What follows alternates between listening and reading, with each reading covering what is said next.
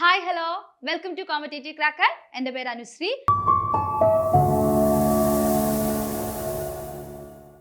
അപ്പം നമ്മുടെ degree preliminary result ഒക്കെ വന്നിട്ടുണ്ട്. എല്ലാവരും ആ ഒരു റിസൾട്ട് വന്നതിന്റെ ചൂടിലൊക്കെ ആയിരിക്കും അല്ലേ. അപ്പൊ നമ്മുടെ സെക്രട്ടേറിയറ്റ് അസിസ്റ്റന്റിന് വന്നിരിക്കുന്ന കട്ട് ഓഫ് എന്ന് പറയുന്നത് 46.7659 ആണ് വന്നിട്ടുള്ളത്. അപ്പം ഏകദേശം 49,073 ആൾക്കാർ എന്തായിട്ടുണ്ട് നമ്മുടെ ഈ ഒരു പ്രോബബിലിറ്റി ലിസ്റ്റിൽ ഇൻക്ലൂഡഡ് ആയിട്ടുണ്ട്. അപ്പൊ ഈ വീഡിയോ കാണുന്നവരെല്ലാവരും പ്രിലിംസ് ലിസ്റ്റിൽ ഇൻക്ലൂഡഡ് ആയിട്ട് ഇനി നെക്സ്റ്റ് മെയിൻസിന് എങ്ങനെ പ്രിപ്പയർ ചെയ്യണം എന്നൊക്കെ ടെൻഷൻ അടിച്ചിരിക്കുന്നവരായിരിക്കും ഇന്ന് വീഡിയോ കാണുന്നവരിൽ ഭൂരിഭാഗം ആൾക്കാരും. നമുക്ക് മെയിൻസ് എഴുതാൻ പോകുന്ന ആസ്പിരൻസിനെ രണ്ട് രീതിയിൽ ഡിവൈഡ് ചെയ്യാൻ വേണ്ടിയിട്ട് പറ്റും. ഒരു കൂട്ടർ എന്ന് പറയുന്നത് പ്രിലിംസ് ഒക്കെ കഴിഞ്ഞതിന് ശേഷം പ്രിലിംസിന് ശേഷം ഒരു ഗ്യാപ്പ് ഒന്നും ഇടാതെ കൃത്യമായിട്ട് മെയിൻസിന് പഠിച്ചു തുടങ്ങിയവരായിരിക്കും. രണ്ടാമത്തെ കൂട്ടർ എന്ന് പറയുന്നത് പ്രിലിംസിന് ശേഷം ഒരു ഗ്യാപ്പ് വന്നു, മെയിൻസിലോട്ടേക്കുള്ള പ്രോബബിലിറ്റി ലിസ്റ്റിൽ വരുമോ ഇല്ലയോ എന്നൊക്കെ പേടിച്ച് ഒരു ചെറിയ ഗ്യാപ്പൊക്കെ ഇട്ട് റിസൾട്ട് വന്നതിന് ശേഷം പഠിക്കാന്നൊക്കെ വിചാരിച്ചിരിക്കുന്ന ആൾക്കാരായിരിക്കും രണ്ടാമത്തെ കൂട്ടർ എന്ന് പറയുന്നത്. അപ്പൊ രണ്ടുപേർക്കും യൂസ്ഫുൾ ആവുന്ന രീതിയിലാണ് നമ്മൾ ഇന്നത്തെ വീഡിയോ ചെയ്യാൻ വേണ്ടിയിട്ട് പോകുന്നത്. എങ്ങനെ നമുക്ക് ഇനിയുള്ള ദിവസങ്ങളെ എഫിഷ്യൻ്റ് ആയിട്ട് യൂസ് ചെയ്യാം എന്നതാണ് നമ്മൾ ഇന്ന് ഡിസ്കസ് ചെയ്യാൻ വേണ്ടി പോകുന്നത്. അപ്പോൾ നമുക്കൊന്ന് നോക്കാം. നമ്മുടെ എക്സാം വരുന്നത് സെപ്റ്റംബർ 27-നാണ് സെക്രട്ടേറിയറ്റ് അസിസ്റ്റന്റിന്റെ എക്സാം, മെയിൻസ് എക്സാം വരുന്നത്. ഓൾമോസ്റ്റ് ഇതിപ്പം നമ്മുടെ ജൂലൈ മാസം കഴിഞ്ഞിട്ടുണ്ടല്ലേ. ഇനിയിപ്പോൾ നമുക്ക് ഓഗസ്റ്റ് 31 ദിവസവും സെപ്റ്റംബറിലെ ഒരു 25 ഡേയ്സും എടുത്താലും നമുക്ക് ആകെ ഇനി നമ്മുടെ മുന്നിലുള്ള ദിവസങ്ങൾ എന്ന് പറയുന്നത് 56 ഡേയ്സ് ആണ്. ഈ 56 ദിവസങ്ങളെ എങ്ങനെ നമ്മൾ ഫലപ്രദമായിട്ട് യൂസ് ചെയ്യുന്നു എന്നുള്ളതാണ് നമ്മുടെ ഇനിയുള്ള മെയിൻസ് റിസൾട്ടിൽ അല്ലെങ്കിൽ മെയിൻസ് എക്സാമിലുള്ള നമ്മുടെ ഒരു പെർഫോമൻസ് എന്ന് പറയുന്നത്. അപ്പോൾ എങ്ങനെയാണ് നമുക്കിത് യൂട്ടിലൈസ് ചെയ്യാൻ പറ്റുക? ആദ്യം നമ്മൾ അറിഞ്ഞിരിക്കേണ്ടത് നമ്മുടെ സിലബസ് ആണ്. നമുക്ക് 2 പേപ്പറാണുള്ളത്, പേപ്പർ 1 ആൻഡ് പേപ്പർ 2. 2 പേപ്പറിനും കൂടിയിട്ട് നമുക്ക് 200 മാർക്കാണ് വരുന്നത്. ഈ 200 മാർക്കിന് വേണ്ടിയിട്ടാണ് നമ്മൾ പ്രിപ്പയർ ചെയ്യാൻ വേണ്ടി പോകുന്നത്. അപ്പോൾ നമ്മുടെ സിലബസ് നോക്കുകയാണെങ്കിൽ നമുക്ക് പേപ്പർ 1-ൽ നിങ്ങൾക്ക് 100 മാർക്കിന് ഇതാണ് നമ്മുടെ സിലബസ് വരുന്നത്. ഹിസ്റ്ററി, ജോഗ്രഫി, ഇക്കണോമിക്സിന്റെ ഭാഗത്ത് നിന്ന് 7 മാർക്ക് വെച്ച് 21 മാർക്ക് വെയിറ്റേജ് ഉണ്ട്. ഹിസ്റ്ററി, ജോഗ്രഫി, ഇക്കണോമിക്സ് നമ്മൾ പ്രിലിംസിൽ പഠിച്ച ടോപ്പിക്കാണ് അല്ലേ. അപ്പം അവിടെ നമുക്ക് ഇവിടെ 7 മാർക്ക് വെച്ച് 21 മാർക്കാണ് ഇവിടെ വെയിറ്റേജ് വരുന്നത്. ഇനി ലൈഫ് സയൻസ്, ഫിസിക്സ്, കെമിസ്ട്രി ഇവിടെയും നമുക്ക് 3 സയൻസ് ആണുള്ളത്. ഇവിടെയും നമുക്ക് 21 മാർക്കാണ് വെയിറ്റേജ്. ഇത്രയും കാലം സയൻസിന് നമുക്ക് 12 മാർക്ക് വെയിറ്റേജിൽ നിന്നിരുന്ന സയൻസ് ഇവിടെ എത്തിയപ്പം വെയിറ്റേജ് എത്രയായിട്ട് മാറി? 21 ആയിട്ട് മാറി. അത് അർത്ഥമാക്കുന്നത് നമ്മുടെ മെയിൻസിന്റെ റിസൾട്ടിനെ, അതായത് റാങ്ക് നിർണ്ണയിക്കാൻ പോകുന്ന ഒരു 3 ടോപ്പിക്കാണ് ഈ സയൻസ് എന്ന് പറയുന്നത്. ഫിസിക്സ്, കെമിസ്ട്രി, ബയോളജി എന്ന് പറയുന്നത്. ഈ ഒരു ഭാഗത്ത് നിന്ന് അത്യാവശ്യം നല്ല രീതിയിൽ സ്കോർ ചെയ്യാൻ പറ്റുന്ന ഒരു ഉദ്യോഗാർത്ഥിക്ക് തീർച്ചയായിട്ടും നല്ലൊരു റാങ്കിലേക്ക് വരാൻ വേണ്ടി സാധിക്കും. കാരണം ഈ ഒരു സബ്ജക്റ്റിൽ കുറേ പേർക്കൊക്കെ ഈ ഒരു സബ്ജക്റ്റുകൾ അത്ര അറിയില്ലാത്തവരുണ്ടാവും. ഓക്കെ, കുറച്ച് പേർക്കൊക്കെ നന്നായിട്ട് അറിയുന്നവരും ഉണ്ടാവും. കാരണം നമ്മൾ ഇത് പ്രിലിംസിൽ നമ്മൾ പഠിച്ചിട്ടില്ല, അതാണ് അവിടുത്തെ ഒരു കാര്യം.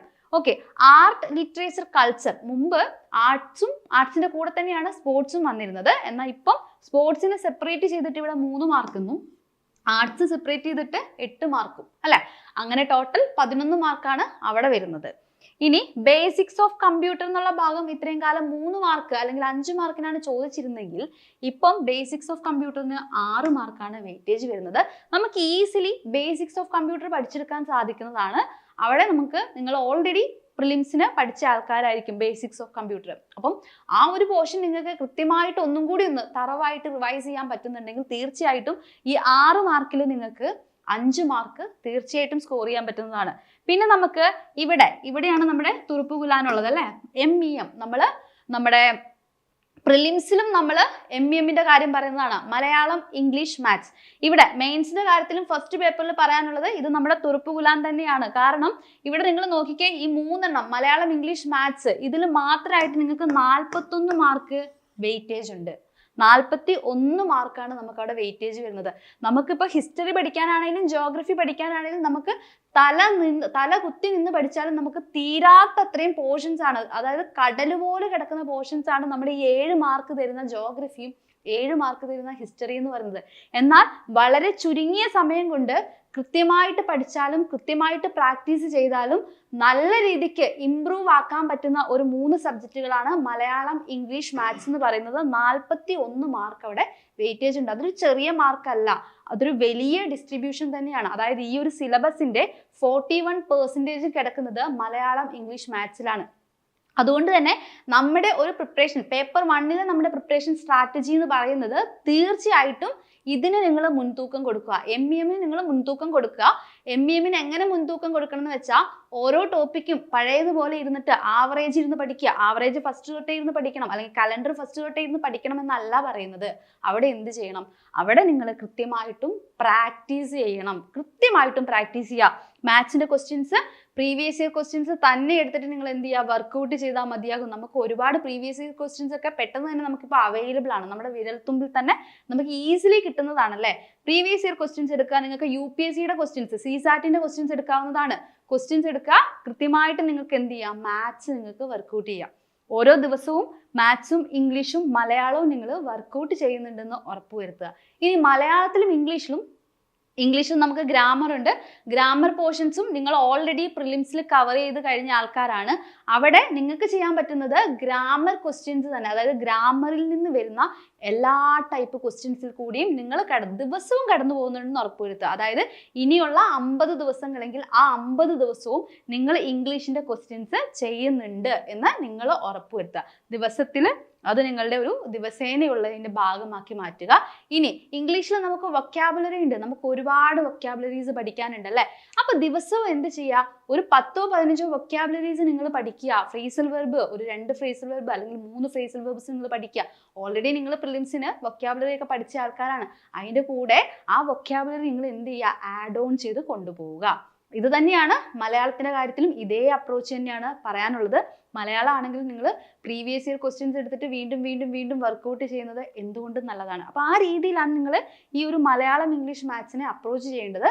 ഇനി നമുക്ക് ഞാൻ പറഞ്ഞതുപോലെ സയൻസ് 2 ടൈപ്പ് ഓഫ് ആൾക്കാരുണ്ട്. സയൻസ് നന്നായിട്ട് അറിയുന്നവരും ഉണ്ട്, സയൻസ് തീരെ അറിയില്ലാത്തവരും ഉണ്ട്. സയൻസ് നന്നായിട്ട് അറിയുന്ന ആളുകൾ എന്താ ചെയ്യേണ്ടതെന്ന് വെച്ചിട്ടുണ്ടെങ്കിൽ ഈ ഒരു സമയം നിങ്ങൾക്ക് സയൻസിൽ നിങ്ങൾ ഓക്കെ ആണ്, ഈ ഒരു 21 മാർക്ക് നിങ്ങളുടെ കയ്യിൽ സെക്യൂർഡ് ആണെന്ന് നിങ്ങൾക്കൊരു കോൺഫിഡൻസ് ഉണ്ടെങ്കിൽ നിങ്ങൾ ഇതെന്ത് ചെയ്യുക? വീണ്ടും റിവിഷൻ ചെയ്യുക. അതുമായി ബന്ധപ്പെട്ടിട്ട് എങ്ങനെയൊക്കെ ക്വസ്റ്റ്യൻസ് വരാമോ എന്ത് ചെയ്യുക? പലതരം ക്വസ്റ്റ്യൻസിലൂടെ നിങ്ങളൊന്ന് കടന്നുപോയി നോക്കുക. നിങ്ങൾക്ക് ചെയ്യാൻ പറ്റുന്നുണ്ടോ എന്നൊന്ന് നിങ്ങൾ നോക്കുക. ഇനി സയൻസ് തീരെ അറിയില്ലാത്ത കാറ്റഗറി ഓഫ് ആൾക്കാരുണ്ട്. അവർക്ക് ചെയ്യാൻ പറ്റുന്നത് എന്താണെന്ന് വെച്ചിട്ടുണ്ടെങ്കിൽ ഇനിയുള്ള ദിവസങ്ങളിൽ ദിവസേന എന്ത് ചെയ്യുക? നിങ്ങളുടെ ദിവസേന സയൻസിന്റെ ഒരു പോർഷൻ, ഏതെങ്കിലും ഒരു പ്രത്യേക പർട്ടിക്കുലർ ടോപ്പിക് എടുത്തിട്ട് സയൻസ് നിങ്ങൾ പഠിക്കുന്നുണ്ടെന്ന് ഉറപ്പുവരുത്തുക. ഇവിടെ നമുക്ക് ചെയ്യാനുള്ള കാര്യം എന്താ വെച്ചാൽ ഇപ്പോൾ life science and public health ഉണ്ട്. ഇതിൽ തന്നെ നമുക്ക് ഒരുപാട് ടോപ്പിക്കുകൾ വരുന്നുണ്ട് അല്ലേ. അതിലിപ്പോൾ ഹ്യൂമൻ ബോഡി എന്ന് പറഞ്ഞ ടോപ്പിക് ഉണ്ട്. വളരെ വിശാലമായി കിടക്കുന്ന ഒരു ടോപ്പിക്കാണ്. കൂടിപ്പോയാൽ അതിൽ നിന്ന് 2 ഈ 7 മാർക്കിൽ ഹ്യൂമൻ ബോഡിയിൽ നിന്ന് പോയാൽ 2-3 മാർക്കാണ് വരിക, അല്ലെങ്കിൽ ഏറ്റവും കുറഞ്ഞത് 2 മാർക്കായിരിക്കും വരിക. ഈ 2 മാർക്കിന് വേണ്ടിയിട്ട് നിങ്ങൾ ബയോളജിയിലെ ബാക്കി ടോപ്പിക്സ് ഫുൾ സ്കിപ്പ് ചെയ്ത് ഹ്യൂമൻ ബോഡി മൊത്തം ഇരുന്ന് പഠിക്കുന്നത് മണ്ടത്തരാണ് അല്ലേ. അപ്പം നിങ്ങൾ ലൈഫ് സയൻസിൽ ഫോക്കസ് കൊടുക്കേണ്ടത് ഹ്യൂമൻ ബോഡി എന്നുള്ള ടോപ്പിക് അവിടെ വെക്കുക. എന്നിട്ട് ബാക്കിയുള്ള ടോപ്പിക്കുകൾ ആദ്യം പഠിക്കുക. ബാക്കി ഇപ്പോൾ ലൈഫ് സ്റ്റൈൽ ഡിസീസസ് ഉണ്ട്, കമ്മ്യൂണിക്കബിൾ ഡിസീസസ് ഉണ്ട്, വൈറ്റമിൻസിനെ പറ്റി പഠിക്കാനുണ്ട്, അതിൻ്റെ ഡെഫിഷ്യൻസി അസുഖങ്ങളെ പറ്റി പഠിക്കാനുണ്ട്. അങ്ങനെയുള്ള ടോപ്പിക്കിനൊക്കെ ഫോക്കസ്, എൻവയോൺമെന്റ് പഠിക്കാനുണ്ട്. അങ്ങനെയുള്ള ടോപ്പിക്കൊക്കെ അതൊക്കെ വേഗം പഠിച്ച് തീർക്കാൻ പറ്റുന്ന ടോപ്പിക്കാണ്. അത് ഫോക്കസ് ചെയ്ത് അത് ആദ്യം പഠിച്ച് തീർക്കുക. അതിനുശേഷം നിങ്ങൾ ഹ്യൂമൻ ബോഡിയിലേക്ക് വരിക. ഹ്യൂമൻ ബോഡിയിൽ തന്നെ ഹ്യൂമൻ ബോഡി മൊത്തം ഇരുന്ന് പഠിക്കുക എന്നുള്ളത് നമുക്ക് പ്രാക്ടിക്കൽ അല്ല. അതിനെയും നിങ്ങൾ എന്ത് ചെയ്യുക? അതിനെയും നിങ്ങളൊന്ന് ഏറ്റവും എഫിഷ്യൻ്റ് ആയിട്ടുള്ള രീതിയിൽ, അതായത് ഏറ്റവും ഇമ്പോർട്ടൻ്റ് ആയിട്ടുള്ള പോർഷൻസ് മാത്രം. ഹാർട്ടൊക്കെ വളരെ ഇമ്പോർട്ടൻ്റ് ആണ്. ഹാർട്ട്, ഐ പോലുള്ളതൊക്കെ വളരെ ഇമ്പോർട്ടൻ്റ്. അപ്പം അങ്ങനെയുള്ള രീതിയിൽ വേണം നിങ്ങൾ എന്തിനെ അപ്രോച്ച് ചെയ്യാൻ? ലൈഫ് സയൻസിനെ അപ്രോച്ച് ചെയ്യാൻ. ഫിസിക്സിലേക്ക് വരുമ്പോഴും നിങ്ങൾ എല്ലാം സിലബസ് ഫുൾ കംപ്ലീറ്റ് ആക്കുക എന്നതിനുപരി ഹോട്ട് ടോപ്പിക്സ് ഐഡന്റിഫൈ ചെയ്ത് പഠിക്കുക എന്നുള്ളതാണ് ഫിസിക്സിൽ നിങ്ങൾക്ക് സ്മാർട്ടായിട്ട് ചെയ്യാൻ പറ്റുന്ന കാര്യം. കെമിസ്ട്രിയിലേക്ക് വരുമ്പോൾ നമുക്ക് ഒരുപാട് പോർഷൻസ് ഒന്നും നമുക്ക് കെമിസ്ട്രി എന്ന് പറയുന്ന സിലബസ് എടുത്ത് നോക്കി നിങ്ങൾക്ക് മനസ്സിലാവും. വളരെ കുറഞ്ഞ പോർഷൻസ് മാത്രമേ കെമിസ്ട്രിയിൽ പഠിക്കാനുള്ളൂ. ആ ഒരു പോർഷൻസ് നിങ്ങൾക്ക് കൃത്യമായിട്ട് കവർ ചെയ്യാൻ പറ്റുന്നുണ്ടെന്ന് നിങ്ങൾ ഉറപ്പുവരുത്തണം. ഇവിടെയും നിങ്ങൾക്ക് ചെയ്യാൻ പറ്റുന്ന മറ്റൊരു കാര്യം എന്താണെന്ന് വെച്ചാൽ, നിങ്ങൾ ഓരോ ടോപ്പിക്ക് പഠിച്ചു കഴിയുമ്പോഴും അതുമായി ബന്ധപ്പെട്ടിട്ടുള്ള ക്വസ്റ്റ്യൻസിലൂടെ നിങ്ങൾ കടന്നു പോകുന്നുണ്ട് എന്ന് നിങ്ങളൊന്ന് ഉറപ്പുവരുത്തണം. കാരണം ഈ ക്വസ്റ്റ്യൻസ് ചെയ്യുന്നത്, പ്രത്യേകിച്ചും പ്രീവിയസ് ഇയർ ക്വസ്റ്റ്യൻസ് ചെയ്യുന്നതൊക്കെ വളരെ യൂസ്ഫുൾ ആണ്. ഈ സയൻസിന്റെ ഭാഗത്തു നിന്നൊക്കെ ചില ക്വസ്റ്റ്യൻസ് നമുക്ക് 2 രീതിയിലാണ് ക്വസ്റ്റ്യൻസ് വരുന്നത്. ഫാക്ച്വൽ ബേസിസിലുള്ള ക്വസ്റ്റ്യൻസും വരും, അതുപോലെ തന്നെ സ്റ്റേറ്റ്മെന്റ് ടൈപ്പ് ക്വസ്റ്റ്യൻസും വരും. ഫാക്ച്വൽ ക്വസ്റ്റ്യൻസ് ആണെങ്കിൽ ഏതൊക്കെ രീതിയിലാ ഫാക്റ്റുകൾ ചോദിക്കുക? ഡയറക്റ്റ് ആയിട്ട് ഫാക്ട് ചോദിക്കും അല്ലെ, ഡയറക്റ്റ് ആയിട്ട് ഫാക്ട് ചോദിക്കും. പിന്നെ എങ്ങനെയാ ഫാക്ച്വൽ ക്വസ്റ്റ്യൻസ് ചോദിക്കാൻ പറ്റുന്നത്? മാച്ച് ദ ഫോളോവിങ് ആയിട്ട് ഫാക്ച്വൽ ക്വസ്റ്റ്യൻസ് ചോദിക്കാൻ വേണ്ടിയിട്ട് പറ്റും. അപ്പം ഈ രീതിയിലാണ് ഫാക്ച്വൽ ആയിട്ടുള്ള ക്വസ്റ്റ്യൻസ് ചോദിക്കുക. ഈ ഫാക്ച്വൽ ആയിട്ടുള്ള ക്വസ്റ്റ്യൻസ് നിങ്ങൾക്ക് കൂടുതൽ എവിടെ നിന്ന് കിട്ടുമെന്ന് അറിയോ? പ്രീവിയസ് ഇയർ ക്വസ്റ്റ്യൻസ് ചെയ്താൽ മാത്രം മതി. നിങ്ങൾക്ക് ഫാക്റ്റുകൾ ഇഷ്ടംപോലെ ഫാക്റ്റുകൾ നിങ്ങൾക്ക് പ്രീവിയസ് ഇയർ ക്വസ്റ്റ്യൻസ് ചെയ്താൽ കിട്ടുന്നതാണ്. അപ്പം ഒരു ടോപ്പിക്ക് പഠിച്ചിട്ട് നിങ്ങൾ PYQs കൃത്യമായിട്ടും നിങ്ങൾ ചെയ്തു നോക്കുക. ഇനി നമുക്ക് വരുന്ന രണ്ടാമത്തെ കാറ്റഗറി ഓഫ് ക്വസ്റ്റ്യൻസ് എന്ന് പറയുന്നത് സ്റ്റേറ്റ്മെന്റ് ടൈപ്പ് ക്വസ്റ്റ്യൻസ് ആണ്. നമ്മുടെ ക്വസ്റ്റ്യൻ പേപ്പറിൽ ഈ 2 ടൈപ്പ് ക്വസ്റ്റ്യൻസ് നമ്മൾ എക്സ്പെക്ട് ചെയ്യണം അല്ലെ. സ്റ്റേറ്റ്മെന്റ് ടൈപ്പ് ക്വസ്റ്റ്യൻസ് ഏത് രീതിയിലൊക്കെയാണ് വരുന്നത്? അസേർഷൻ റീസൺ ടൈപ്പ് ക്വസ്റ്റ്യൻസ് സ്റ്റേറ്റ്മെന്റിൽ കയറി വരും. പിന്നെ ഡയറക്റ്റ് ആയിട്ട് സ്റ്റേറ്റ്മെന്റ്സ് തന്നിട്ടുള്ള ക്വസ്റ്റ്യൻസും വരും. പിന്നെ ഒരു പാരഗ്രാഫിൽ എന്തെങ്കിലും ഒരു പെർട്ടിക്കുലർ കാര്യത്തിനെ പറ്റി എക്സ്പ്ലനേഷൻ തന്നിട്ട് ആ എക്സ്പ്ലെയിൻ ചെയ്തത് എന്തിനെ പറ്റിയാണ് എന്ന് ചോദിച്ചിട്ടുള്ള ടൈപ്പ് ക്വസ്റ്റ്യൻസും വരും. ഈ രീതിയിലാണ് സ്റ്റേറ്റ്മെന്റ് ടൈപ്പ് ക്വസ്റ്റ്യൻസ് വരുന്നത്. സ്റ്റേറ്റ്മെന്റ് ടൈപ്പ് ക്വസ്റ്റ്യൻസ് നമുക്ക് ആൻസർ ചെയ്യണമെങ്കിൽ നമ്മൾ പഠിക്കുന്ന ടോപ്പിക് ഏതാണോ ആ ടോപ്പിക്കിനെ പറ്റി നമുക്ക് വ്യക്തമായിട്ടുള്ള ധാരണ ഉണ്ടാകണം. അപ്പം നമ്മൾ ഈ പറയുന്ന ടോപ്പിക്കുകളിൽ ഇപ്പൊ ഫിസിക്സ് ആണെങ്കിലും കെമിസ്ട്രി, ലൈഫ് സയൻസ് ഒക്കെ ആണെങ്കിലും ഇതിൻ്റെ ഉള്ളിൽ ഫാക്ട് ചോദിക്കുന്ന ടൈപ്പ് ടോപ്പിക്കുകളും ഉണ്ട്, അതുപോലെ തന്നെ സ്റ്റേറ്റ്മെന്റ് വരാൻ സാധ്യതയുള്ള ടൈപ്പ് ക്വസ്റ്റ്യൻസ് ഉണ്ട്. ഒരു എക്സാമ്പിൾ പറഞ്ഞാൽ നമ്മുടെ ഈ ലൈഫ് സയൻസ് ഉണ്ടല്ലോ, ലൈഫ് സയൻസിൽ നമുക്ക് ജീവിതശൈലി രോഗങ്ങൾ എന്ന് പറഞ്ഞ ടോപ്പിക് ഉണ്ട്. ജീവിതശൈലി രോഗങ്ങളിൽ നിന്നൊക്കെ സ്റ്റേറ്റ്മെന്റ് ടൈപ്പ് ക്വസ്റ്റ്യൻസ് കൂടുതലായിട്ടും ചോദിച്ചു കണ്ടിട്ടുണ്ട്. അപ്പം ആ ടോപ്പിക്കുകൾ നിങ്ങൾ ഐഡന്റിഫൈ ചെയ്യണം. ഇപ്പൊ ലൈഫ് സയൻസ് എടുക്കുക, ലൈഫ് സയൻസിൽ ഏതൊക്കെ മേഖലയിൽ നിന്നാണ് ഫാക്റ്റുകൾ ചോദിക്കാൻ സാധ്യത കൂടുതൽ, ഏതൊക്കെ മേഖലയിൽ നിന്നാണ് സ്റ്റേറ്റ്മെന്റ് ടൈപ്പ് ക്വസ്റ്റ്യൻസ് വരാൻ സാധ്യത കൂടുതൽ എന്നുള്ളൊരു ധാരണ നിങ്ങൾക്കുണ്ടെങ്കിൽ നിങ്ങൾക്ക് എന്ത് ചെയ്യാൻ പറ്റും? ഇതിനെ ഒരു സ്മാർട്ട് ആയിട്ടുള്ള രീതിയിൽ നിങ്ങൾക്ക് സയൻസിനെ അപ്രോച്ച് ചെയ്യാൻ വേണ്ടി പറ്റും. ഇനി ഹിസ്റ്ററി, ജോഗ്രഫി, ഇക്കണോമിക്സ് ഒക്കെ നമ്മൾ ഓൾറെഡി പ്രിലിംസിൽ കംപ്ലീറ്റ് ചെയ്തതാണ്, അല്ലെങ്കിൽ പ്രിലിംസിൽ നമ്മൾ പഠിച്ചു പോയ ആൾക്കാരാണ് എന്ന് കരുതി നമ്മൾ എന്ത് ചെയ്യരുത്? അയ്യോ അത് പഠിച്ചതാണ്, അതിനെ ഫുള്ളായിട്ട് നിങ്ങൾ ഇഗ്നോർ ചെയ്യരുത്. നിങ്ങൾ എന്ത് ചെയ്യുക? നിങ്ങളത് പതിയെ എന്ത് ചെയ്യുക? റിവിഷൻ ചെയ്യുക. ഹിസ്റ്ററി മൊത്തമൊക്കെ ഇരുന്നിട്ട് റിവിഷൻ ചെയ്യുക എന്നുള്ളത് പ്രാക്ടിക്കൽ ആയിട്ടുള്ള കാര്യമല്ല അല്ലേ. അതുപോലെ തന്നെ ജോഗ്രഫി ആദ്യം തൊട്ട് അവസാനം വരെ സിലബസ് മൊത്തം ഇരുന്നിട്ട് റിവിഷൻ ചെയ്യാന്നുള്ള പ്രാക്ടിക്കൽ ആയിട്ടുള്ള കാര്യമല്ല.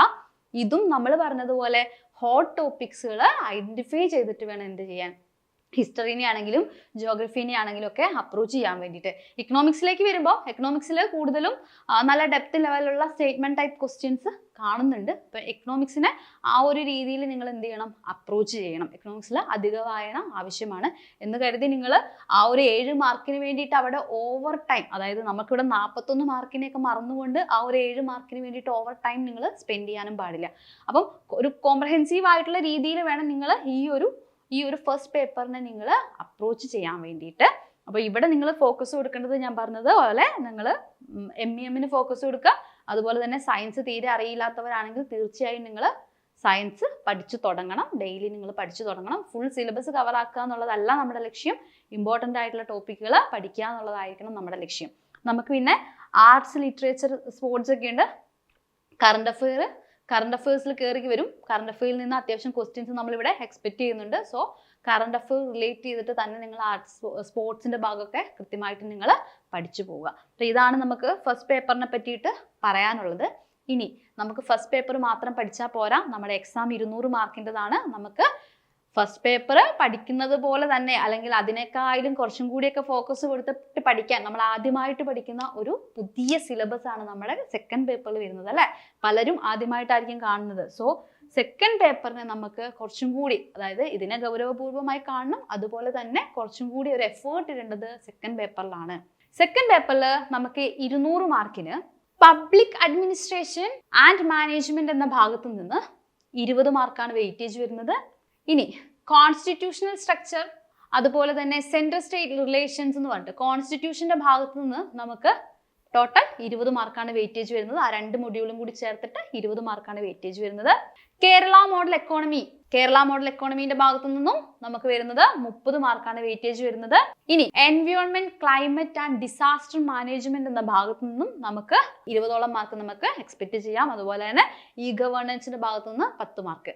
ഇങ്ങനെ ടോട്ടൽ 100 മാർക്കിനാണ് നമ്മുടെ സെക്കൻഡ് പേപ്പർ ഫ്രെയിം ചെയ്തിരിക്കുന്നത്. സെക്കൻഡ് പേപ്പറിന്റെ സിലബസ് ഫ്രെയിം ചെയ്തിരിക്കുന്നത്. ആദ്യം നിങ്ങൾ സിലബസ് ഒന്ന് പ്രിന്റ് ഔട്ട് എടുത്ത് വെക്കുക. അതിനുശേഷം നിങ്ങൾ ഈ സിലബസിലേക്ക് നോക്കുമ്പോൾ നിങ്ങൾക്ക് ഈ സിലബസ്, സെക്കൻഡ് പേപ്പറിന്റെ സിലബസ് മൊത്തം നോക്കുമ്പോൾ മൊത്തം ടോപ്പിക്കുകളും നിങ്ങൾ അതിലൂടെ ഒന്ന് കടന്നു പോകുമ്പോൾ നിങ്ങൾക്ക് മനസ്സിലാക്കാൻ പറ്റുന്ന ചില കാര്യങ്ങളുണ്ട്. ചില ആളുകൾക്ക് ഈ ഒരു കൊമേഴ്സ് ഒക്കെ പഠിച്ചവർക്ക് ഈ ഒരു principles of administration and management എന്നുള്ള ഭാഗം അറിയുന്നവരുണ്ടാകും. ചിലർക്ക് അതിനെപ്പറ്റി ഒരു ധാരണയില്ലാത്തവരും ഉണ്ടാകും. ഓക്കെ, അറിയുന്നവർക്ക് എന്താണ് ഇതൊരു ബോണസ് പോയിന്റ് ആണ്. എന്ന് വെച്ചാൽ അറിയുന്നവർക്ക് ഇതൊരു ബോണസ് പോയിന്റ് ആണെന്ന് വെച്ചിട്ടുണ്ടെങ്കിൽ ബാക്കിയുള്ളവർ അത് കേട്ട് ടെൻഷൻ അടിക്കണ്ട. കാരണം ഇവർക്ക് ഇത് അറിയുമെന്ന് വെച്ചാൽ അടുത്ത ടോപ്പിക്ക് അവർക്ക് അറിയണമെന്നില്ല. ഓക്കെ, അതൊക്കെ ഓരോരുത്തരുടെ ഇതാണ് അല്ലെ. അപ്പം ഈ ടോപ്പിക്കിനെ പറ്റി അത്യാവശ്യം ധാരണയുള്ളവർക്ക് എന്ത് ചെയ്യാം, ഇത് നിങ്ങൾക്ക് നല്ല രീതിയിൽ ഒന്ന് റിവിഷൻ ചെയ്ത് ഈ ഒരു 20 മാർക്കിന്റെ അവിടെ നിന്ന് നിങ്ങൾക്കൊരു അത്യാവശ്യം നല്ല ലെവലിലേക്ക് സ്കോർ ചെയ്യാൻ പറ്റുന്ന രീതിയിലോട്ടേക്ക് നിങ്ങളൊന്ന് റിവൈസ് ചെയ്ത് എടുക്കേണ്ടതാണ്. പുതുതായിട്ട് പഠിക്കേണ്ടവര് എന്ത് ചെയ്യുക, പുതുതായിട്ട് ഈ ഒരു ടോപ്പിക്കിനെ അപ്രോച്ച് ചെയ്യുന്നവര് കൃത്യമായിട്ടും എന്ത് ചെയ്യുക, പഠിച്ചു തുടങ്ങുക. മൊത്തം കവർ ചെയ്യാൻ പറ്റിയില്ലെങ്കിലും നിങ്ങൾക്ക് ഒരു ഏകദേശം അതിനെപ്പറ്റി ഈ ഒരു സിലബസുമായി ബന്ധപ്പെട്ട് നിങ്ങൾക്ക് ഒരു പ്രധാനപ്പെട്ട കാര്യങ്ങളൊക്കെ ഒന്ന് അറിഞ്ഞിരിക്കാൻ വേണ്ടി നിങ്ങൾ ശ്രമിക്കുക. ഇനി നിങ്ങൾ ഫസ്റ്റ് പേപ്പർ നോക്കി, നിങ്ങൾ ഫസ്റ്റത്തെ ടോപ്പിക്ക് നോക്കി, principles of administration and management, നിങ്ങൾക്ക് അത് എന്താണെന്ന് പോലും അറിയില്ല. പക്ഷെ നിങ്ങൾ സെക്കൻഡ് പേപ്പറിലേക്ക് വരുമ്പോൾ നിങ്ങൾ കാണുന്നത് കോൺസ്റ്റിറ്റ്യൂഷൻ ആണ്. എല്ലാവർക്കും പ്രിലിംസിൽ കോൺസ്റ്റിറ്റ്യൂഷൻ പഠിച്ച ആൾക്കാരാണ്. ലക്ഷ്മികാന്ത് വായിച്ചവരായിരിക്കും നമ്മളിൽ പലരും അല്ലേ. അപ്പം കുറേ പേർക്കെങ്കിലും കോൺസ്റ്റിറ്റ്യൂഷൻ എന്ന ടോപ്പിക്ക് വലിയ അഡ്വാൻറ്റേജ് ആണ്. അതൊരു നമുക്കൊരു കുറച്ച് പേർക്കെങ്കിലും നല്ല ബോണസ് പോയിന്റ് ആയിട്ടുള്ള ഒരു ഏരിയ ആണിത് അല്ലെ. ഈ ഏരിയയിൽ നിന്ന് നിങ്ങൾ ഇപ്പം salient features of Indian constitution, preamble, fundamental rights, fundamental duties, DPSP, ഇതൊക്കെ നമ്മൾ ഓൾറെഡി കവർ ചെയ്ത് പോയ പോർഷൻസ് ആണ്. അതിനെ എന്ത് ചെയ്യുക, അതിനെ നന്നായിട്ടൊന്നും കൂടി എന്ത് ചെയ്യുക, ഒന്ന് റിവിഷൻ ചെയ്യുക. കുത്തിയിരുന്ന് വീണ്ടും ഒന്നേന്ന് തുടങ്ങി പഠിക്കാനല്ല പറയുന്നത്, നല്ല രീതിയിൽ ഒന്ന് റിവിഷൻ ചെയ്യുക. സിവിൽ സർവീസ്, UPSC എക്സാംസിന്റെ ഒക്കെ അതുപോലെ തന്നെ പല കോമ്പറ്റീറ്റീവ് എക്സാംസിന്റെ ഒക്കെ ഈ ഒരു മേഖലയിൽ നിന്ന് വരുന്ന ക്വസ്റ്റ്യൻസ് ഉണ്ട്. നല്ല സ്റ്റാൻഡേർഡ് ലെവലുള്ള ക്വസ്റ്റ്യൻസ് നമുക്ക് കിട്ടും. ആ ക്വസ്റ്റ്യൻസ് ഒക്കെ എടുത്തിട്ടൊന്ന് വർക്കൗട്ട് ചെയ്യുക. നിങ്ങൾക്ക് ചെയ്യാൻ പറ്റുന്നുണ്ടോ നോക്കുക. ചെയ്യാൻ പറ്റുന്നില്ലെങ്കിൽ എന്തുകൊണ്ട് ചെയ്യാൻ പറ്റിയില്ല, എവിടെയാണ് എനിക്ക് ചെയ്യാൻ കിട്ടാത്തത്, എവിടെയാണ് എനിക്ക് നെഗറ്റീവ് വരുന്നത് എന്ന് ഐഡന്റിഫൈ ചെയ്തിട്ട് ആ പോർഷന് മുൻതൂക്കം കൊടുത്തിട്ട് നിങ്ങൾ വീണ്ടും റിവൈസ് ചെയ്യുക. അതാണ് ഈ ഒരു മൊഡ്യൂൾ 3യിൽ നമുക്ക് ചെയ്യാൻ വേണ്ടി പറ്റുന്നത്. മൊഡ്യൂൾ 4ലേക്ക് വരുമ്പോൾ, മൊഡ്യൂൾ 4 നിങ്ങൾ നോക്കിക്കേ, central state relations under constitution എന്നാണ്. ഈ സെൻട്രൽ സ്റ്റേറ്റ് റിലേഷൻ എന്ന് പറയുന്നത് വലിയൊരു ടോപ്പിക്കാണ്. ഒരുപാട് പഠിക്കാനുണ്ട്, പലർക്കും കോംപ്ലിക്കേറ്റഡ് ആവുന്ന ഒരു ടോപ്പിക്കാണ്. ഇതും നിങ്ങൾ എന്ത് ചെയ്യാം, ഇത് നിങ്ങൾ പ്രയോറിറ്റി കൊടുത്തിട്ട് വേണം നിങ്ങൾ പഠിക്കാൻ. ഇവിടെ ഇപ്പോൾ അർബൻ ലോക്കൽ സെൽഫ് ഗവൺമെന്റ്, നമ്മുടെ 73rd 74th ആക്ടിലൊക്കെ വരുന്ന ഭാഗമൊക്കെ വളരെ ഇമ്പോർട്ടൻ്റ് ആയിട്ടുള്ള ഭാഗം. അപ്പം അങ്ങനെ നിങ്ങൾ പ്രയോറിറ്റൈസ് ചെയ്തിട്ട് വേണം നിങ്ങൾ നമ്മുടെ മൊഡ്യൂൾ 4നെ ഒന്ന് അപ്രോച്ച് ചെയ്യാൻ വേണ്ടിയിട്ട്. ഓക്കെ, അപ്പോൾ ഈ ഒരു കോൺസ്റ്റിറ്റ്യൂഷന്റെ ഒരു 20 മാർക്ക് എന്ന് പറയുന്നത് നമുക്ക് എപ്പോഴും പലർക്കും, അതായത് പ്രിലിംസ് നന്നായി പ്രിപ്പയർ ചെയ്ത എല്ലാവർക്കും ഇത് ശരിക്കും ഒരു ബോണസ് പോയിന്റും കൂടിയാണ്. ഓക്കെ, ഇനി നമുക്ക് കേരള മോഡൽ ഡെവലപ്മെന്റ് എക്കോണമി അല്ലെ, Kerala model economy and development എന്ന് പറഞ്ഞിട്ടുള്ള ടോപ്പിക്ക് 30 മാർക്കാണ് അവിടെ വെയിറ്റേജ് വരുന്നത്. മൊഡ്യൂൾ 5ഉം മൊഡ്യൂൾ 6ഉം അല്ലെ. മൊഡ്യൂൾ 5ൽ കേരളാസ് എക്കോണമി എന്ന് പറഞ്ഞിട്ട് 15 മാർക്കാണ്. നമ്മൾ ആദ്യമായിട്ട് പഠിക്കുന്ന ടോപ്പിക്കായിരിക്കും. അതിനെപ്പറ്റി വലിയ ധാരണയൊന്നും ഇല്ലാത്തവരായിരിക്കും മജോറിറ്റി ആൾക്കാരും.